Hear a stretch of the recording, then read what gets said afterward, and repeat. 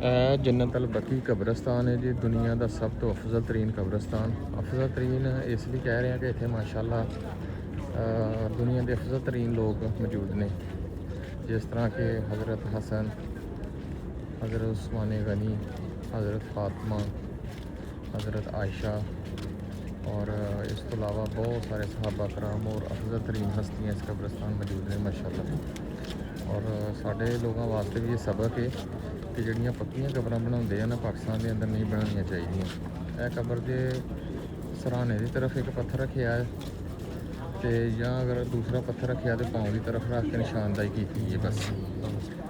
तो कोशिश करा करो जो पैसा पक्कियां कब्रां ते लाना होंदा ना, वो कोई ऐसा काम करो कि जो सदका जारिया उन्होंने पहुँच सके, ताकि उन्होंने हंज सवाब की नीयत नाल, ताकि उन्होंने अगलियां मंजिल अल्लाह ताला की ज़ात आसान करे। और माशाल्लाह देखो हरम के बिल्कुल नाल है अल बकी, देख सकते जी हज़ारां कब्रां ने।